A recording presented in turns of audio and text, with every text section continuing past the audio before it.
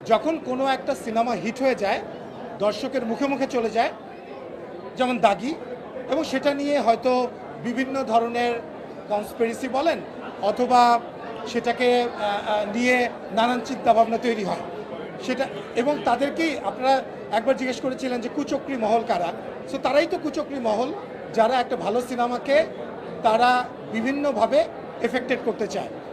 So এই যে সাংবাদিক রিফাত ভাই, আমরা দেখলাম যে আজকে সোশ্যাল মিডিয়াতে ভেসে বেড়াচ্ছে একটা ভিডিও যেখানে কোনো একটা সিনেমা, আমি নাম বলতে চাই না, কোনো একটা সিনেমার রিভিউ হচ্ছে যেখানে বলা হচ্ছে যে এটা জঘন্য সিনেমা এবং আমরা টিকিট না পেয়ে এই সিনেমা দেখেছিলাম, খুব খারাপ, এবং পাশে দাগির ছবি দিয়ে অ্যাজ ইফ এটা দাগির রিভিউ।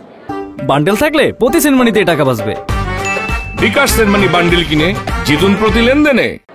তো এটা যখন সোশ্যাল মিডিয়াতে ছড়িয়ে পড়ে, তখন আমরা ইন্টারনালি কথা বলছিলাম যে এতদিন ধরে আমরা একটা নেগেটিভ রিভিউ পেলাম না, হঠাৎ করে কেন এই ধরনের রিভিউ একটা আসলো যে এত খারাপ সিনেমা। তখন আমরা আসলে একটুখানি আমাদের দিক থেকে একটু ইনভেস্টিগেট করা আরম্ভ করি। তখনই আমাদেরকে সাংবাদিক শাহাদাত রিফাত ভাই এটিএন নিউজের উনি যোগাযোগ করেন।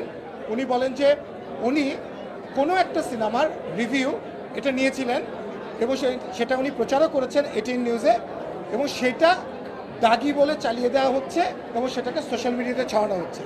যারা এটা করেছে তাদের এগেনস্টে আমরা লিগ্যাল অ্যাকশন নিব এবং তাদেরকে আমরা বলবো যে আর এই ধরনের অধ্যত্ব আপনারা দেখাবেন না, আর ফার্দার যদি এই ধরনের ঘটনা ঘটে এটা আমরা ডেফিনেটলি একটা স্টেপ নিতে বাধ্য হব, এবং যারা এটা করেছেন তাদেরকেও আমরা আইনের আওতায় আনবো। তবে আমি একটু স্পোর্টিংলি নিচ্ছি এই কারণে যে এটা দিয়েও আরেকবার প্রমাণ হলো যে দাগি যে হিট হয়ে গেছে এবং দাগি যে বলেছিলাম যে is going to be blockbuster, এটা আবারও আপনারা প্রমাণ করে দিলেন। যারা হতেই পারে, এটা একটা হেলদি কম্পিটিশন, সেখানে কোনো ছবি কারো ভালো লাগবে কারো খারাপ লাগবে, কিন্তু এটা খুবই অনভিপ্রেত যে অন্য কোনো একটা সিনেমার বাজে রিভিউ সেটাকে দাগির রিভিউ বলে চালিয়ে দেওয়া, এটা খুবই ন্যাক্কারজনক এবং আমরা এটা তীব্র প্রতিবাদ জানাই। আমি না, দর্শকরাই প্রতিবাদ জানাচ্ছে। আমি দেখলাম সোশ্যাল মিডিয়াতে সয়লাভ হয়ে গেছে যে এই মিথ্যা কথা এবং অপপ্রচার কারা চালাচ্ছে, এটা খুবই দুঃখজনক।